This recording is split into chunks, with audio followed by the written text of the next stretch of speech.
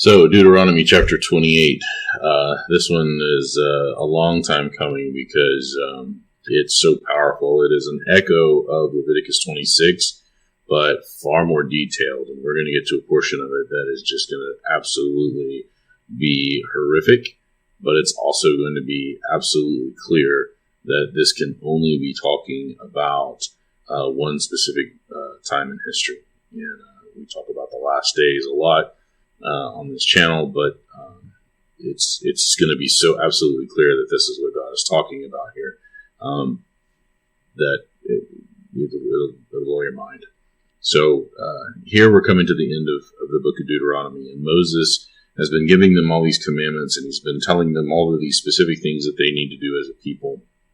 And it really hasn't been all that much if you think about it in terms of the number of laws that they were given.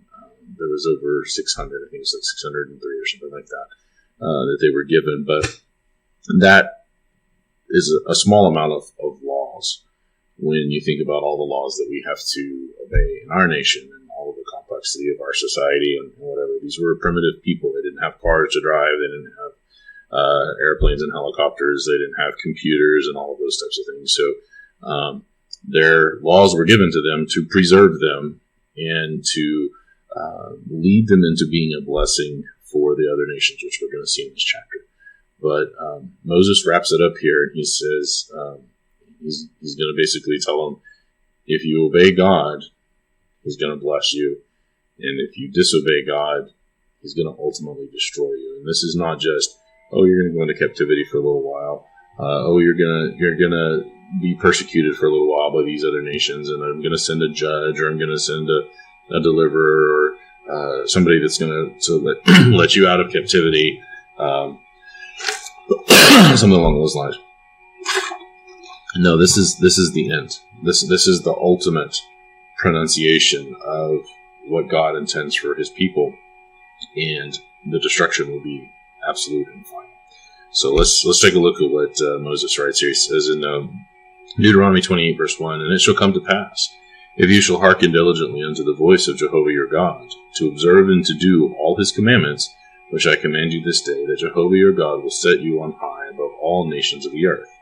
So He's going to give them a position of preeminence, and He does this. There's a time period under David and Solomon where Israel is the cream of the crop. They are up there, and all the other nations are looking to them in their wealth and their majesty, because God is providing this bounty, just like He said, that you have people like the Queen of Sheba coming and like from way far off to meet with them, and they were just like the center of the whole world in terms of wealth and power and their reputation.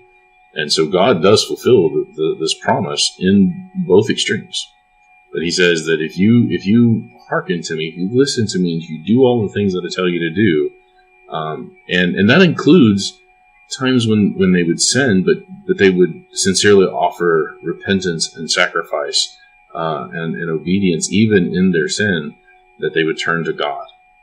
And this is a general walking in the direction that God would have them walk. Just like in the New Testament in 1 John 1:7, where we talk about, if we walk in the light, as He is in the light, then His blood continually cleanses us from every unrighteousness.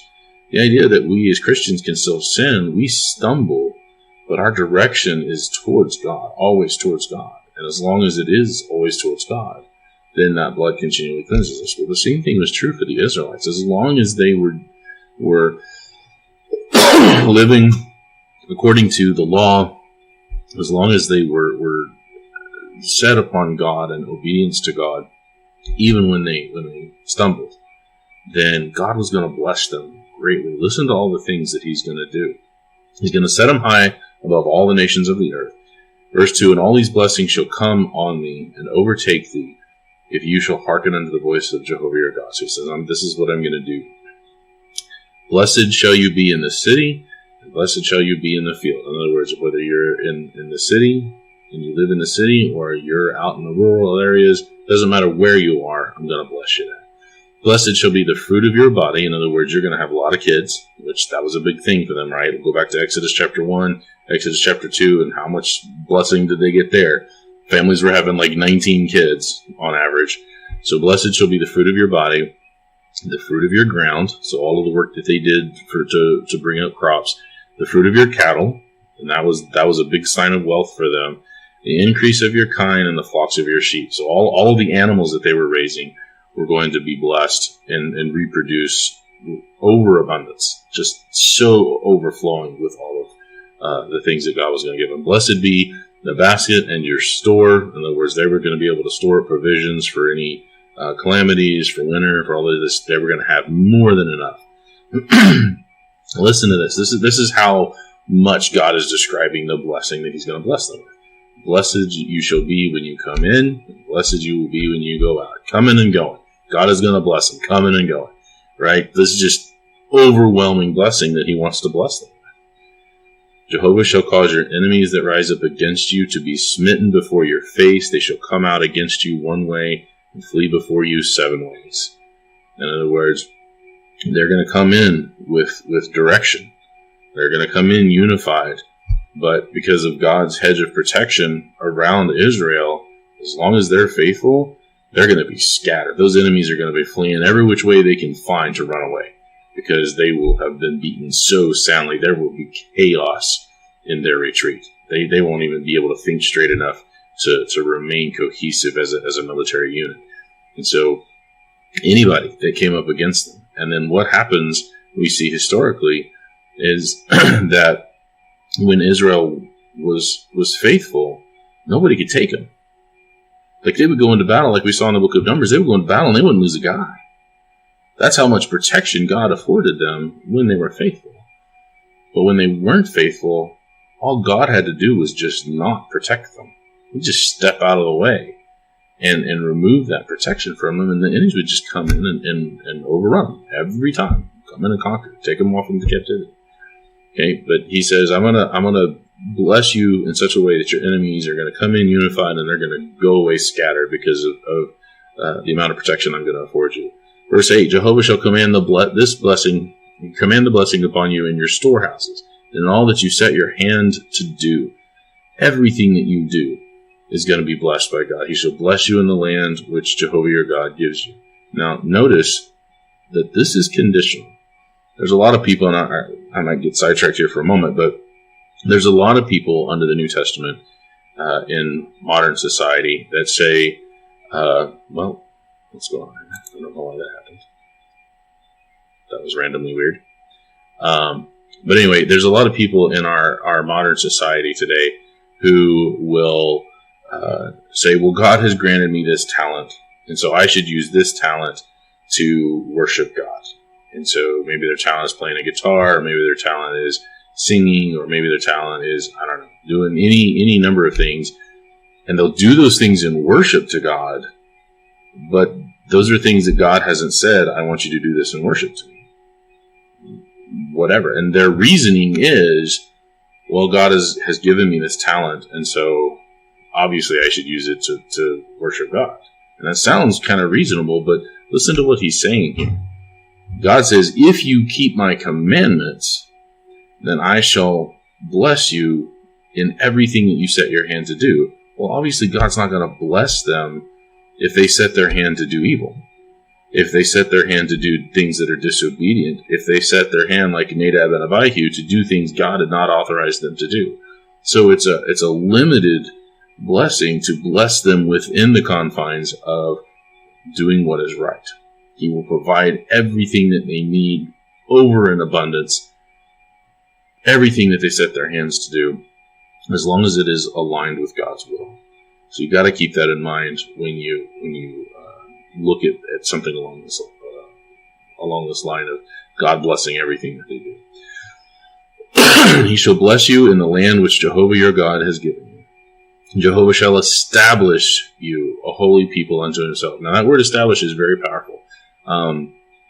We know that Israel as a nation was founded the moment they came up out of the Red Sea. That was their quote unquote baptism. It was the type. We talked about the type anti-type relationship with the crossing of the Red Sea and the baptism in the New Testament, water baptism in the New Testament, how they were freed from slavery then when the sin was destroyed, the Egyptian army was destroyed in the water, and they came up a free nation. They were founded at that moment. The church was founded at the cross. But there was a time period of establishment. And that was a process. That was not something that was immediate.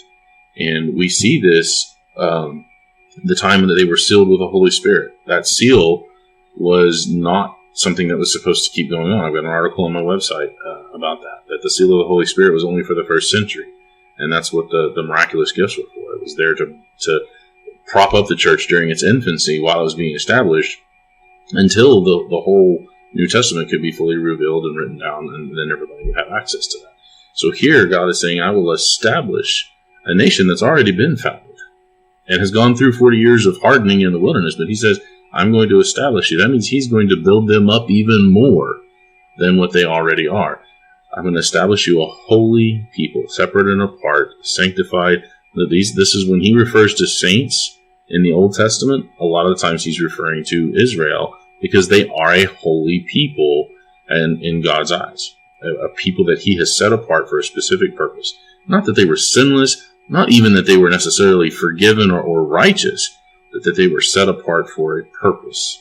And so they were hagios in the Greek. They were holy people unto himself as he had sworn unto them. But his oath, God's oath to them, his promise to them is conditional. If you shall keep the commandments of Jehovah your God and walk in his ways. There's a walking in the light. Okay? There's a lot of parallels between the way that God treats the Israelites of the Old Testament and the Christians of the New Testament, the New Jerusalem, the holy people, the spiritual Israel. There's a lot of parallels because the nature of God doesn't actually change.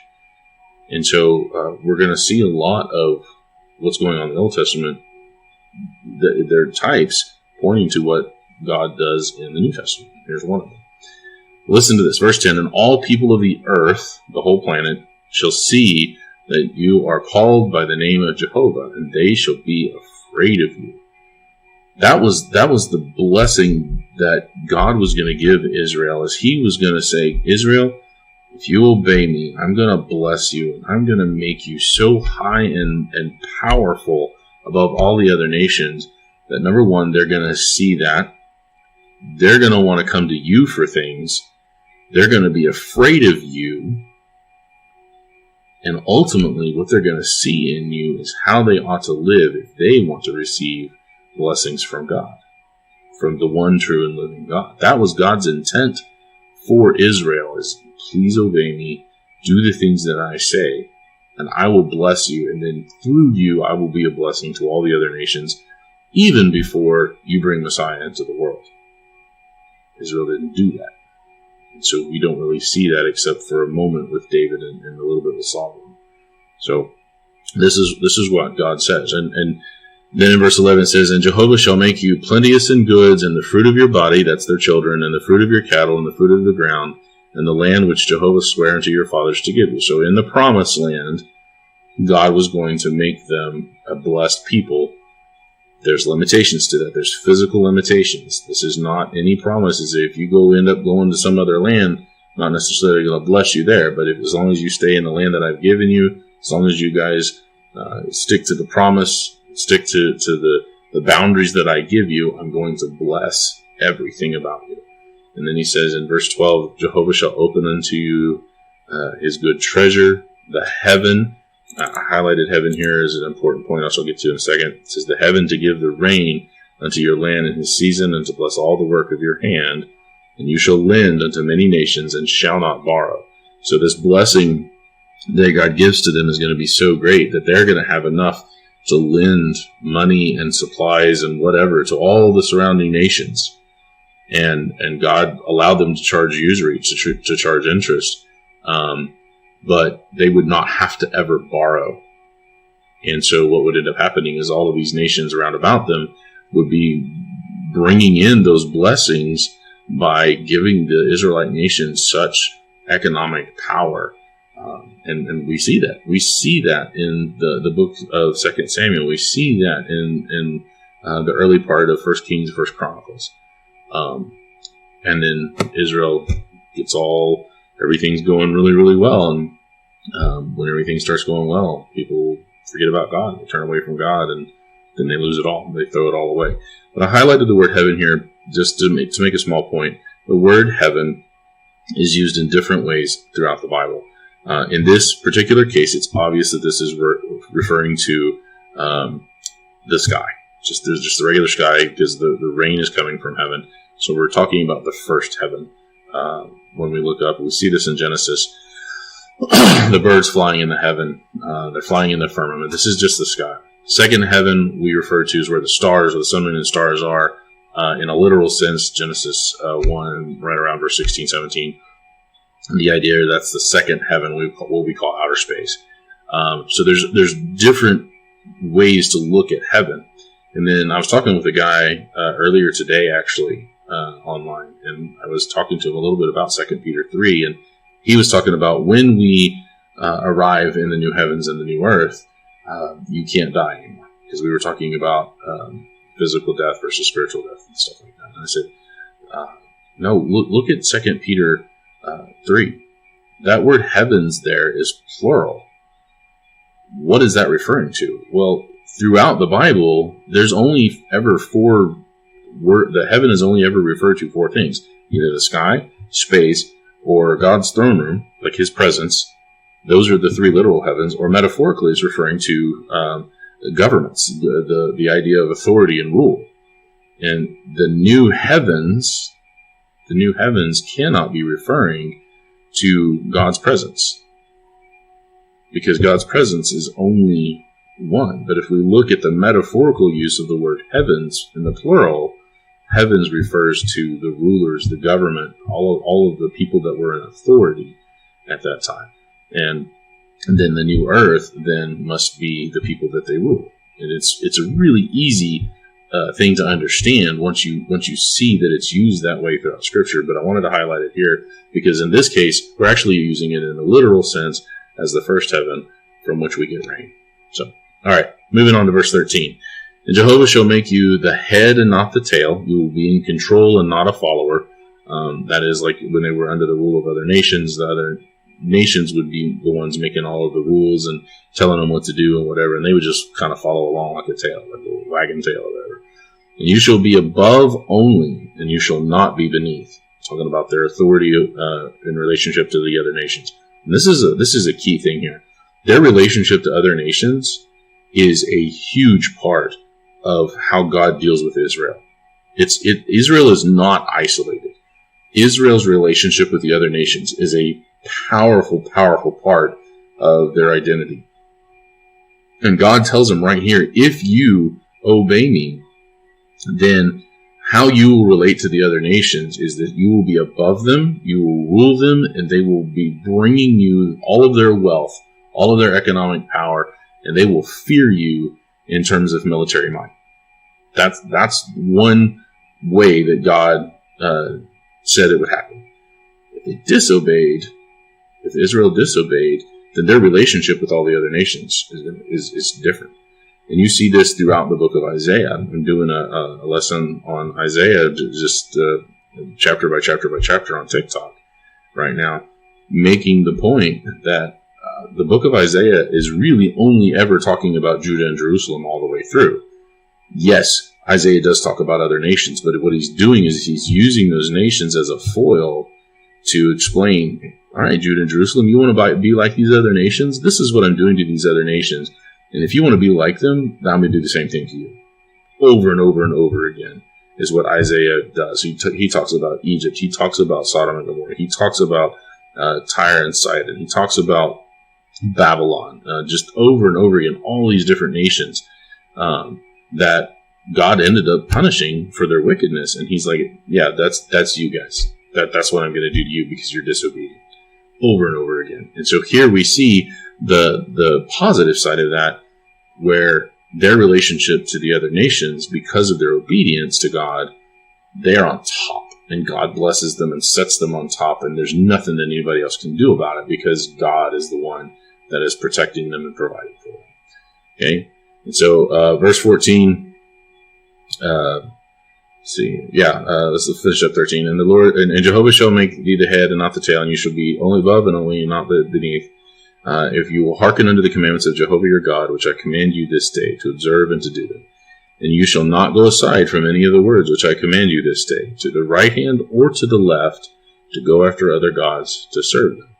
Okay, so you can't go to the right, can't go to the left. We typically see this in terms of conservative versus liberal, but the idea is you don't veer off in any direction. You don't move away from what God has told you, either to bind or to loose the things that God has said. If God hasn't bound it, don't bind it. If God hasn't loosed it, don't loose it. And what did the Pharisees do? What were they notorious for doing? They were notorious not for keeping the law. Everybody wants to say, well, the Pharisees were so legalistic. No, they weren't. The Pharisees were condemned for binding things on people that God had not bound, for going above and beyond and making following after Moses and keeping the law of Moses even harder than it had to be, because they wanted to be all righteous. Look what I'm doing. And that's what they were condemned for that. And we might say that they were going off to the right hand, and then you had the Sadducees, which were the liberals of that day, who were denying the things that God had told them, and loosing truths, loosing the commandments that God had given, and you had the Herods that were getting in good with all the nations, like Rome and whatnot, and they were right and left. They were everywhere but down the middle where they should have been, and so they ended up paying the price for that. And then he says, and don't go after other gods. What was the first commandment? Thou shalt have no other gods before me. Don't do that. He says that over and over and over again. Well, what do? Oh, we worship Caesar. Oh, we worship, whatever deities come along that they think will give them, not that the Jews necessarily believed in those gods, although some of them might have, but they submitted themselves to those fake false gods in order to get the economic benefit of allying with whatever nation. So they go to Assyria. Assyria's like, yeah, we'll help you out. I get to worship our gods. Well, Israel wanted the economic stuff. They wanted the money. They wanted the wealth. They wanted the prestige. And so they're like, all right, yeah, sure. We worship your God. Didn't mean it. Probably knew that it was a bad idea even. But the lure of the economic side of things, and the power and the physical protection that those big nations afforded them, they didn't trust in God to protect them. And so it's all wrapped up together. And it can't just be like saying that, oh, well, Israel's whoredom or Jerusalem's whoredom was going after other gods exclusively, like the religion was the big part of it. It really wasn't. It was the economic side of things. All right. So now God, sorry, I've been teaching all day, so my throat's a little dry. God's going to shift gears here. So he said, if you obey me, I'm going to bless you. And he talks about that for 14 verses. But now he's going to transition.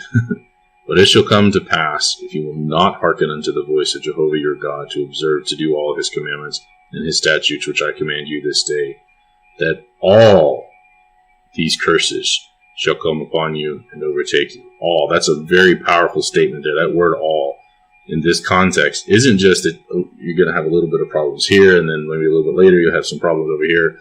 Everything that God says in these next verses through Moses, all of them were going to hit. Well, there's only one time in history where that happened. Yeah, there was problems with Babylon where they went into captivity for 70 years, and there was a problem with Israel where they went into Assyrian captivity and we never see them again. But none of the things that are listed here in their entirety are seen except for one point in time. And we're gonna see what that is when we get to it. And a lot of this, when you read these, are exact reverses. They're the inverse of all the blessings. So in the top part he said, blessed you shall be in the city, and blessed you shall be in the field. And now he says, cursed you shall be in the city, and cursed you shall be in the field.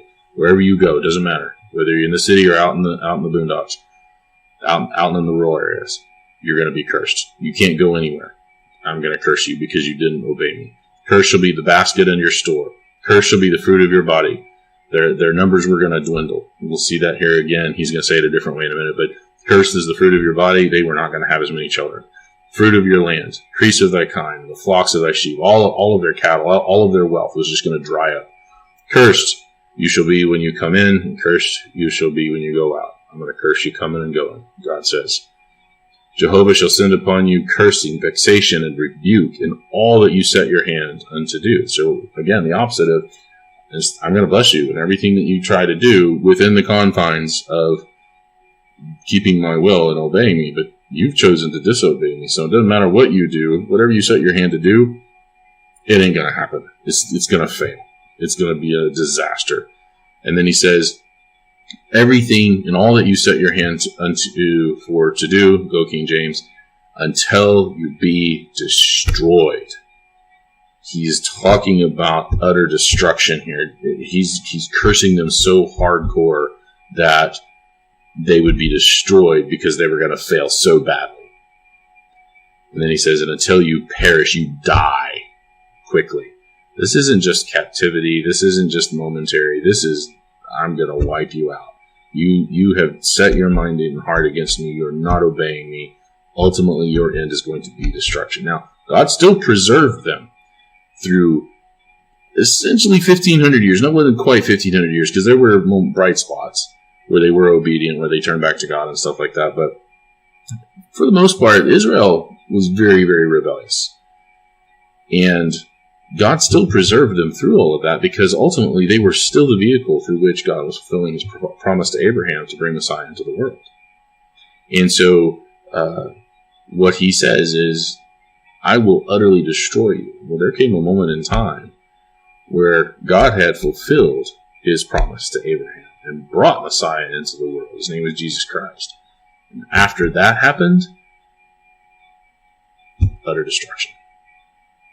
So you can pretty much guess what we're talking about here. We're talking about the destruction of Jerusalem and the temple in the Jewish wars in AD 66 to 74. Look at what we're going to view here with that comparison. Until you perish quickly because of the wickedness of your doings, whereby you have forsaken me. They walked away from God. There's a passage in the book of Romans in verse 8 that says that there's nothing, there's no principalities or powers or well, you know what? Just let me read it, because I'm bad at quoting things from memory here. But the idea is that there is nothing outside, no external force that can rip you from God's hand, because God's all powerful. So, for I'm persuaded that neither death, nor life, nor angels, nor principalities, nor powers, nor things present, nor things to come, nor height, nor depth, nor any creature, nor any other creature, shall be able to separate us from the love of God, which is in Christ Jesus our Lord. So there isn't anything outside that can rip us away from God. But listen to what he says here.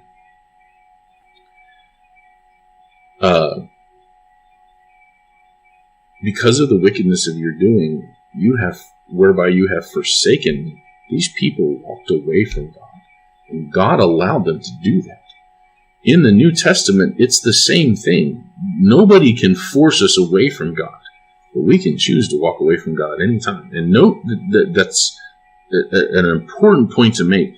We're talking about somebody who has been adopted, who is in the family of God, who is in the palm of God's hand, and enjoying his blessings and his protections. God will let you walk out of his hand under your own free will. You can turn around and stop walking in the light and turn to walk in darkness. 1 John 1:6. You can forsake God just as Israel was able to forsake God. Turn around and you will face the same things. You will face utter destruction into eternity, separation from God for all eternity because of it. Then verse 21. Jehovah shall make the pestilence cleave unto you. This is a comparison here. I've got a note for verse 21 here. It says that Matthew 24 and verse 7. So here's my first note. Pestilence. Where do we see this before? Pestilence is going to cleave to you until he has consumed you from off the land. Pestilence is going to be so bad, you're going to be kicked out of land wherever you go to possess it. Look at this, Matthew 24:7. This is the Olivet Discourse. Jesus is warning them about, he said, not one stone is going to be left standing on another, talking about the temple. And then he talks about the destruction of Jerusalem. For nation shall rise against nation, and kingdom against kingdom.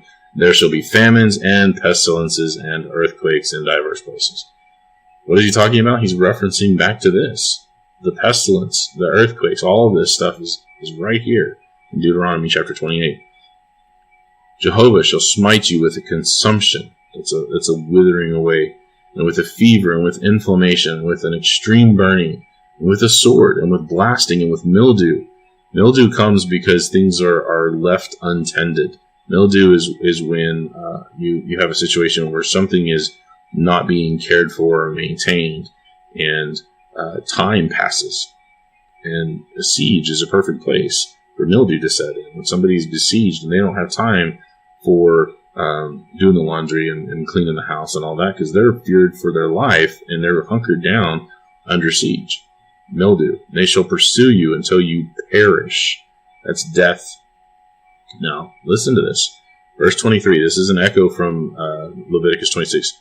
And your heaven that is over your head shall be brass, and the earth that is under you shall be iron.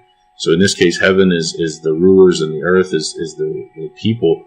In this case, we have an actual reversal of what we saw in Leviticus 26. In Leviticus 26, the heaven was iron and the earth was brass. But here I think what you have is God is talking to them about how the Greeks and their philosophies and their gods, because the Romans just kind of adopted the Greek gods, all of the things that were in the Hellenized world still ruled over them. Even under the Roman Empire, the heaven that is over your head, the way that they thought, the way that they were ruled, was because of the Greek philosophy here. And the earth that is under you shall be iron. The earth is the people. They were going to be stuck as Roman citizens. And when this destruction came, that would be all that would be left to them, would be to be Roman citizens with a Hellenized world and being part of that Roman Empire. Because once Palestine was taken, once Jerusalem was destroyed, there wasn't really much left of the whole Israelite Judah kingdom there. There was a little last spurt of people that kind of got together and tried something a few decades later, but it wasn't anything. They were completely and utterly destroyed as a nation and have never come back ever, not even in 1948. Never has the Judah or the Israel of the Bible ever come back into existence. What's there now, the Israelis, cool allies of America, whatever, they're nice people over there. Don't have anything against them. I'm not anti-Israel or anything like that. But those people are not biblical Judah. Those people are not biblical Israel. Whatever the premillennialists may want to believe, those people do not follow the things that God has laid out in the Torah, in the books of law for Moses. They don't have a priesthood. They don't have sacrifices. They don't have a temple. None of the things that was the core to their identity exists. And so this destruction was utter.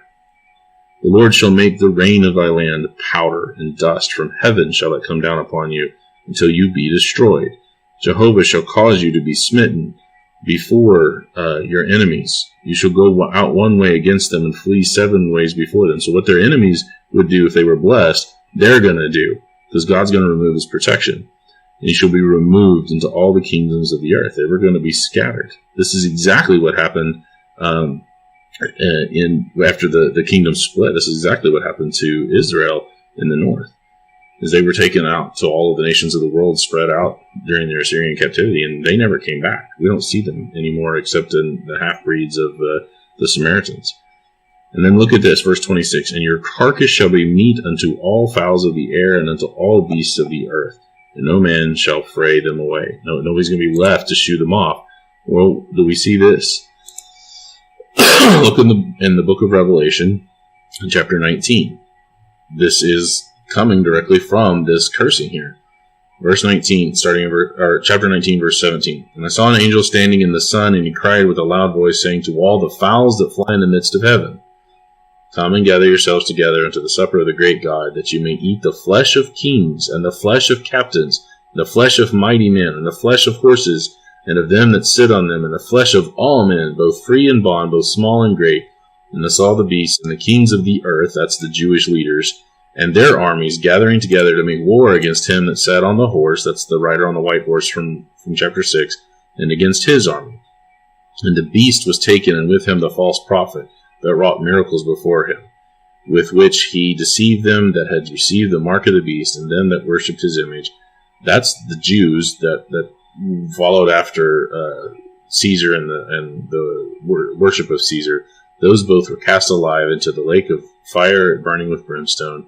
And the remnant were slain with the sword of him that sat upon the horse, which sword proceeded out of his mouth, and all the fowls were filled with their flesh. So, if that sounds familiar to you, here in Deuteronomy chapter 28, that's because it's right there in Revelation 19. Okay, so he says, your carcass shall be meat. When Jerusalem was destroyed, when the army came in and besieged them and destroyed them, that's exactly what happened. All right, then verse 27, Jehovah will smite you with the botch of Egypt, and with the emerods, and with the scab, and with the itch whereof you canst not be healed. So the plagues of Egypt. How many times is Israel compared to Egypt? Look at Revelation 11:8. And their dead bodies shall lie in the street of the great city, which is spiritually called Sodom and Egypt, where also our Lord was crucified. That's Jerusalem. There's no doubt about that. Anybody who says otherwise, I believe, is flat out lying. They're trying to make a point, and so they're going to shove Rome or some other whatever in there. But this is so obviously Jerusalem that it's absurd to say anything else. But look, which is spiritually called Sodom and Egypt. How many times is Judah and Jerusalem, or in this case just the overall Israel of the 12 tribes, compared to Egypt? And they're going to be hit with the plagues just like Egypt was. Jehovah shall smite you with madness and blindness and astonishment of heart, basically heart attacks. You shall grope at noonday as the blind grope in the darkness, and you shall not prosper in your ways. You shall be openly oppressed and spoiled evermore, and no one will save you. There's nobody going to come in and rescue you. Look at how powerful,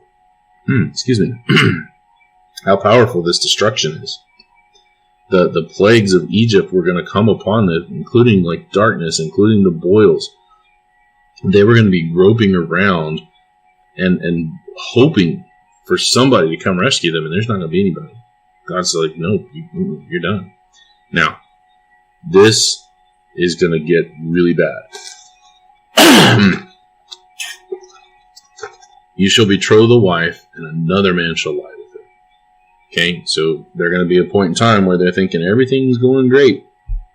Jesus talks about this in Matthew 24. They were eating and drinking and marrying and giving in marriage. He didn't just come up with that. It's right here out of Deuteronomy chapter 28. You shall betroth a wife. Somebody else is going to end up lying with her. Why? Because you died in the siege.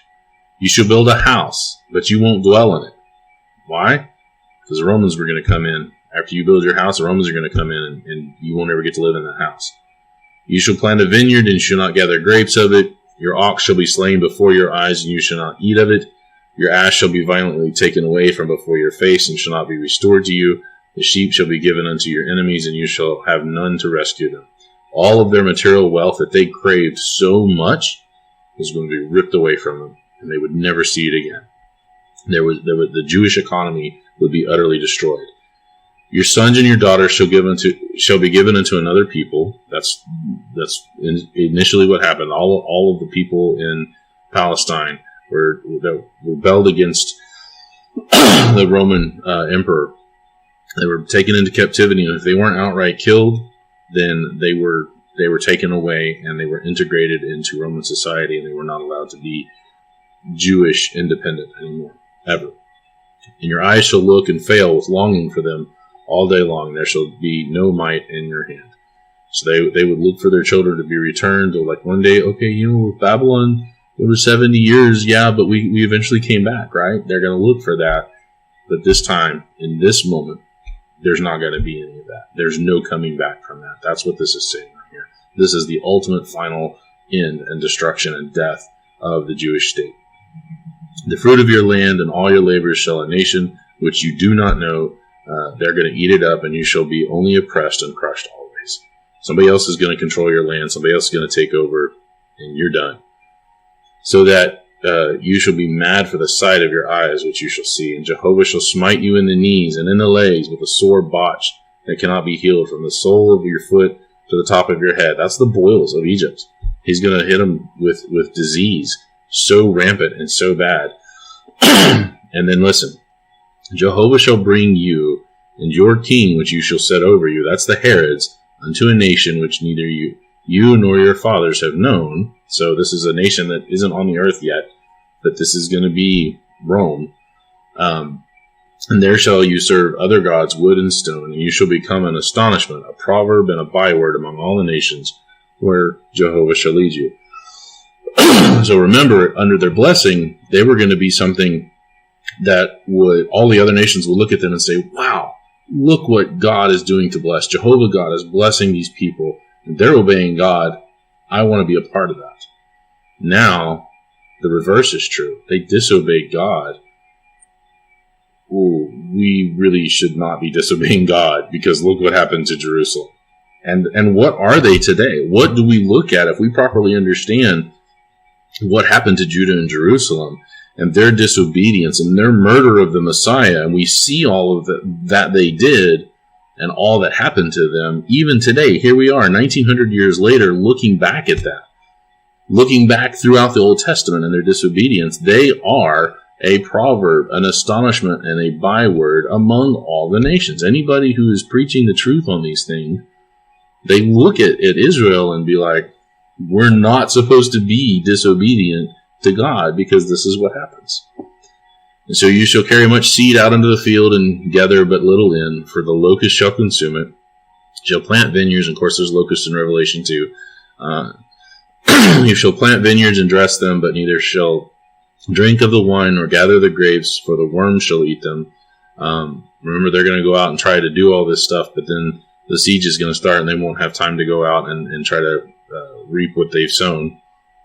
You shall have olive trees throughout all your coast, but you can't anoint yourself with oil, for your olive shall cast his fruit. They weren't going to be able to go out of the city of Jerusalem and harvest the olives to make oil with, because they were going to be stuck under siege. You shall beget sons and daughters, and you shall not enjoy them, for they shall go into captivity.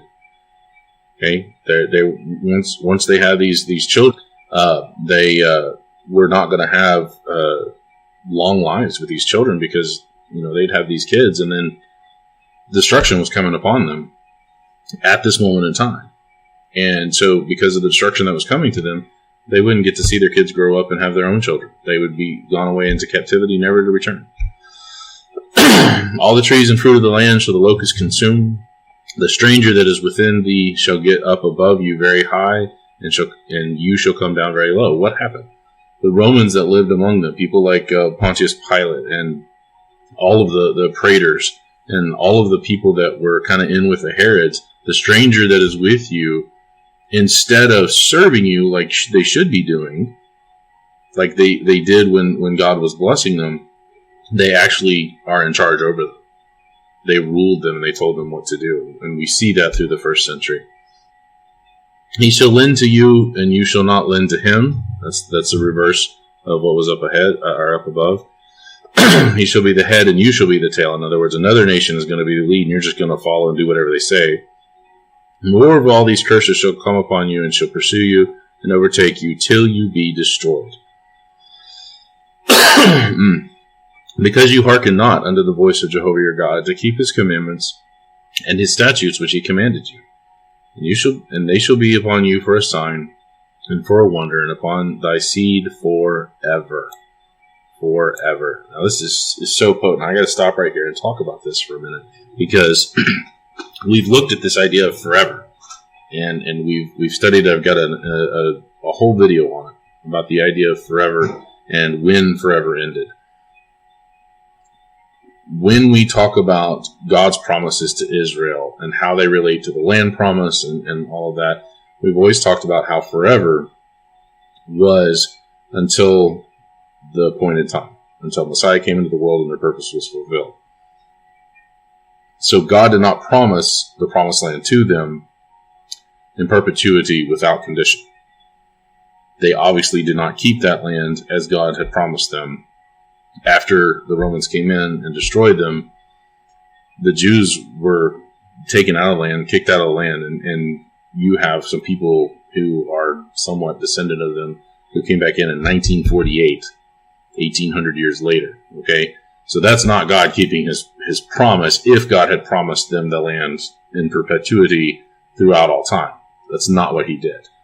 Forever is for for the whole contract period, for the whole time that God is saying his promises, the things that they were tied to, which was in this case to preserve them and to bring Messiah into the world. But that's not what this is. At this point in time, that had already happened. This forever starts after Messiah had already come into the world and they had murdered him. This forever starts after the Old Testament has already been taken out of the way and nailed to the cross, and the New Testament has come into effect. This forever is until the end of time. This is an utter, absolute, and complete destruction. Never, ever would the Jewish system that we find organized by the scriptures with the Levitical priesthood and then keeping the genealogies and offering the sacrifices in the tabernacle and later the temple, all of the things that uniquely identified them as the children of God, those were going to be taken away forever until the end of time itself. Because God was done with them. There was no reason left to maintain them as a holy people. They had fulfilled their purpose in bringing Messiah into the world and keeping the promise to Abraham. There is no more reason, because of their wickedness, their disobedience. God is going to give them the same end that he has given to every other people that have been wicked. What was the end of the people who were wicked before the flood? Destruction. Peter talks about that in 2 Peter 3. What was the end of Sodom and Gomorrah? Destruction. What was the end of Pharaoh's army that pursued the Israelites? Destruction. What was the end of Tyre and Sidon and Babylon and the Medo-Persians and the Greeks and all of the nations that are mentioned throughout all of the Old Testament prophets, especially like in the book of Isaiah? What was their end for wickedness? What was the end of the nations in the land of Canaan for their wickedness? Utter destruction. What is the end of Israel, of Judah, for disobedience to God? Exactly the same. God is no respecter of persons. Forever, they would be a sign and an astonishment. They would be utterly destroyed. Because you serve not Jehovah your God with joyfulness and with a gladness of heart for the abundance of all the things. God gave you all these things and you just said, I don't care. I'm going to do whatever I want to do. Okay? Let's see here. I already pulled that up, so we're done with that. I'm going to close my notes here so I can have a little bit more room. Closing it up. Alright. So let's get back down to where we were.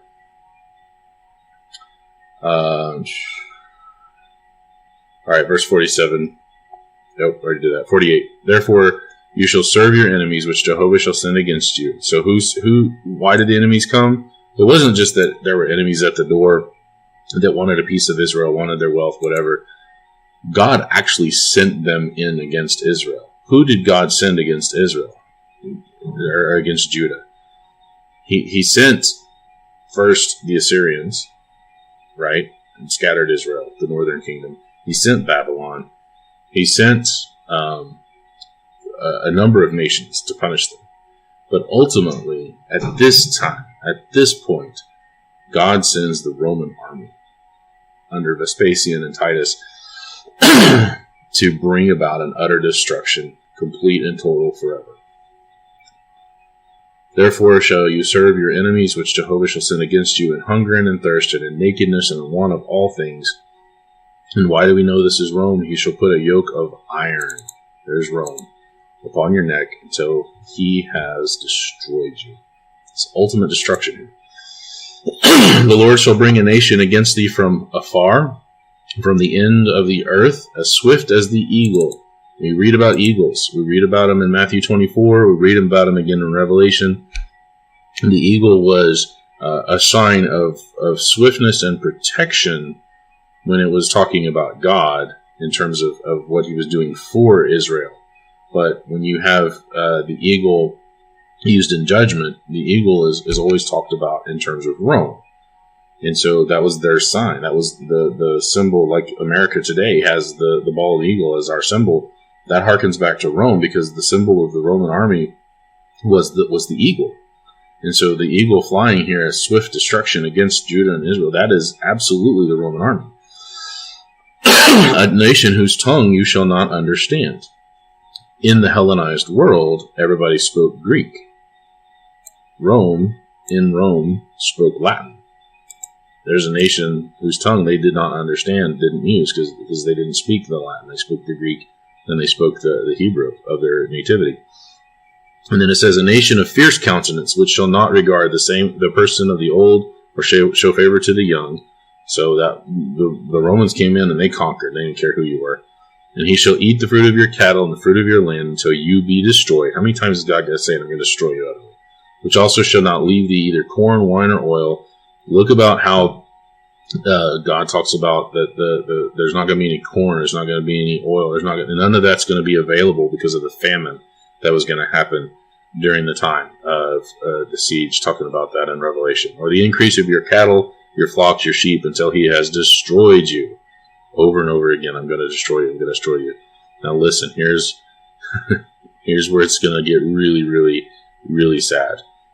And he shall besiege you in all your gates, until your high and fenced walls come down, wherein you trusted throughout all your land.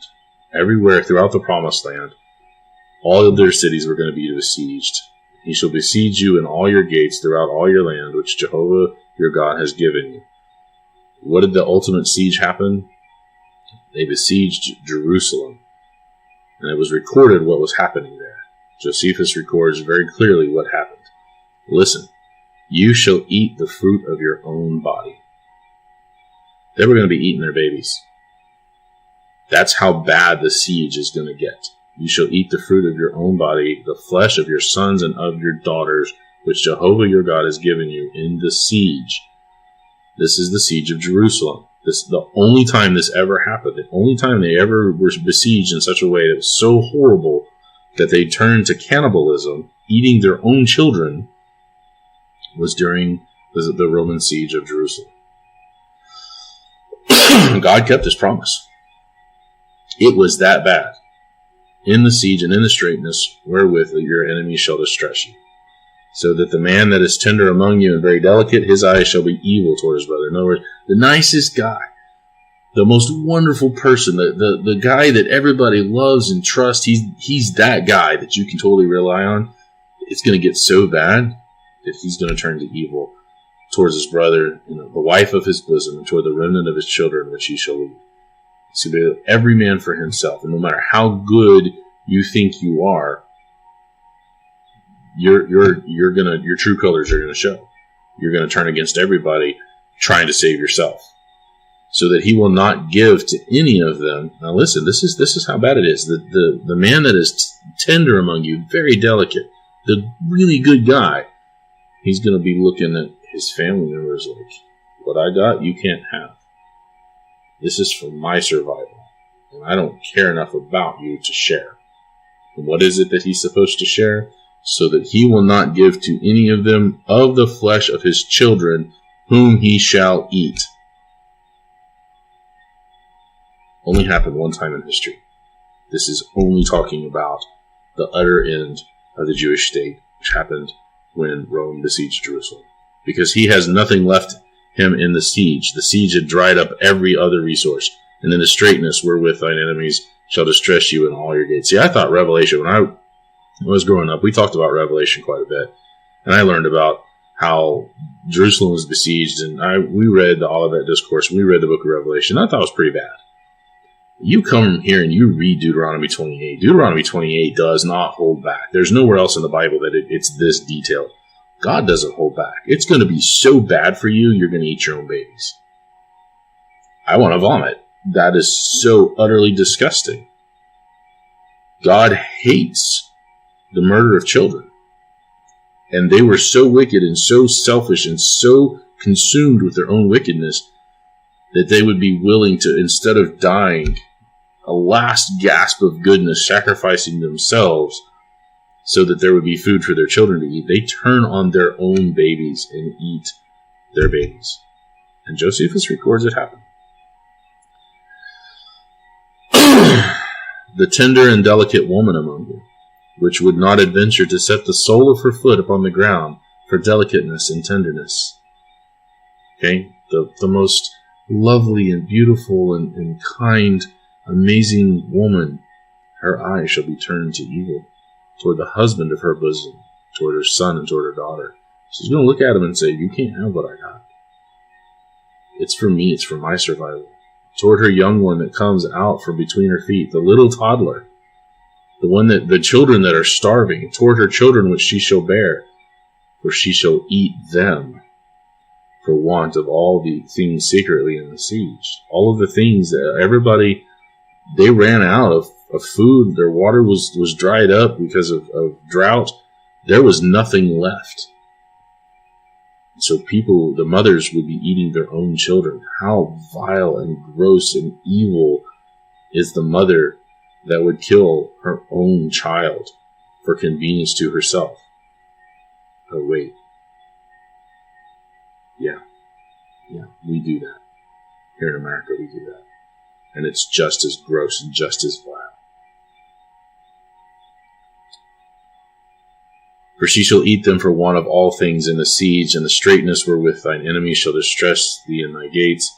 If you will not observe, do all the words of this law which are written in this book, that you may fear this glorious and fearful name, Jehovah Elohim, Jehovah your God. That's all caps right there. Jehovah Elohim, Jehovah your God.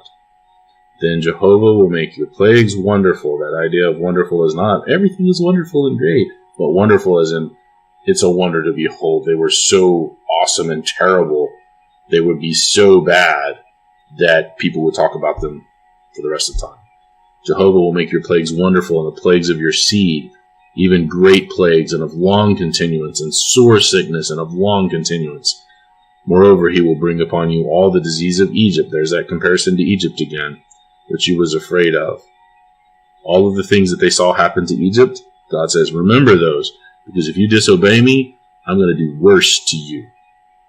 And they shall cleave unto you, and also every sickness and every plague which is not written in the book of this law, them will Jehovah bring upon you till you be destroyed. So God says, all the stuff that I did to Egypt, I did 10 plagues to Egypt.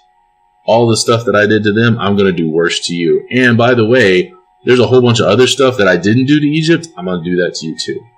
That's essentially what he's saying. Until you be destroyed. It is an utter, absolute destruction. You should be left few in number, whereas you were as the stars of heaven for multitude. So God reverses. They made it. God fulfilled his promise to Abraham. I'm going to make your descendants at number as the sands on the beach. I'm going to number your people as the stars of heaven. God says, whereas you were as the stars of heaven. Remember, and in the beginning of the book of Deuteronomy, Moses declared that they were that way. They were over 2 million strong. They numbered as the stars of heaven that you could see with the naked eye. But God says, you were like that, but because you disobeyed me, I'm going to make you so few in number that you won't be a nation anymore, because you would not obey the voice of Jehovah your God. And it shall come to pass that as Jehovah rejoiced over you to do good and to multiply. In other words, God wanted to bless them. And God rejoiced and loved doing things for them. But it shall come to pass that as he rejoiced to do good, multiply you, so Jehovah will rejoice over you to destroy you. Wow. I mean, think about this. God is, that you are so wicked and so evil, and you've done the most heinous of things, that God is happy. He is celebrating your destruction. What could they have done that was that bad? Oh yeah, they murdered the Son of God. They murdered the Messiah that they were supposed to bring into the world. That's what they did. And God says, I'm going to be happy. I'm going to be celebrating. I'm going to be throwing a party that I get to destroy you. Bring you to nothing. and you shall be plucked from off of the land. That's the promised land. He's removing them out of there. You shall be plucked from off of the land, whether you go to possess it. So right now you're going into this land to possess it. That's what they were right on the cusp of that. And this is Moses' last words before he doesn't get to go in. They go in, led by Joshua. They're going to go in to possess this promised land. He says, you're about to go in and possess this land. If you disobey me, I'm going to remove you permanently. You are going to be evicted from this land because of your wickedness, your disobedience. And Jehovah shall scatter you among all people from one end of the earth even unto the other, and there you shall serve other gods, which neither you nor your fathers have known, even wood and stone. That's the Roman gods when they were scattered amongst the Roman Empire. And among these nations shall you find no ease, neither shall the sole of your foot have rest, but Jehovah shall give you there a trembling heart, a failing of the eyes, a sorrow of mind. And your life shall hang in doubt before you, and you shall fear day and night, and shall have none assurance of your life. So they were going to be afraid because they weren't a nation anymore, and God wasn't going to protect them anymore. They didn't have that hedge of protection around them that God had afforded them while they were a nation. And so they were going to be fearful for the rest of their existence. Whatever remnants of them there were scattered throughout the empire, they were going to be afraid because they knew God. When God brought this about, they knew God was no longer with them and never would be again as a nation. In the morning you shall say, would God it were even. It was going to be so bad during the daytime. They were like, oh, I wish it was nighttime because this is too scary. But then it says, and you shall, and at even you shall say, would God that it were morning. So they wished for the evening when it was day because it was so scary. But when it became evening, when it returned night, it was so scary they would wish for morning. Didn't matter when they were. It was going to be scary for them. For fear of your heart, wherewith you shall fear, and for the sight of your eyes, which you shall see. The things that you were going to be afraid of, the things that you were going to see, that was going to be a terror unto you all the time, constantly. Jehovah shall bring you into Egypt. Hey, Egypt, a long time no see. Again with ships, by the way whereof I spake unto you. You shall see it no more again. And there, see, now, what's going on here? He's going to bring you into Egypt again with ships. That is bondage. That Egypt represents bondage to sin. With ships, by the way whereof I spoke unto you, you shall see it no more again. They were not going to be in the land of Judah, in Jerusalem, ever again. And there you shall be sold unto your enemies for bondmen and bondwomen. Back into slavery they would go. After he just brought them out of Egypt, this is fresh in their minds. They just left Egypt. They just left all this bondage and slavery. So now he's saying, just like I brought you out, you're going to go right back into slavery. And no man shall buy you because you won't be worth anything. What a powerful pronouncement against them. And guys, this is just when Israel's getting started. They're about to go. They're faithful. They're doing all the things they're supposed to be doing. They're getting ready to go in under Joshua and conquer the promised land. And they do well under Joshua. They do all the things that they're supposed to do. And God says, if you do good, you do right, I'm going to bless you like no nation has ever been blessed before and will ever be blessed again. If you disobey me, and look how long the section is of what he's going to do if they disobey. The section before was only 14 verses. We're at verse 68 now. That means 54 verses were dedicated to what God told them in meticulous detail he was going to do to them if they were a wicked nation and turned from him. Did God keep that promise? Oh yeah. He kept it in every minute little detail. And here we are, and there is no Judah, there is no Israel. That nation of biblical times, of biblical structure with God's protection, that does not exist and will never exist again. The nation that's over there now in the Middle East that calls itself Israel, it's just another nation, one among many, nothing special about it. They're allies of America, but they're just another nation. They don't have any real connection of any significance to spiritual things like the Israel of the Bible did. And you can call me whatever you want for believing that, but that's the truth. Deuteronomy 28. This was a long one. Took well over an hour. I'm sorry that it took so long, but it's a very long chapter, and it's so potent that it was necessary to take the time to explain this fully and thoroughly. I didn't want to do it a disservice because of that. So I hope you got something out of it.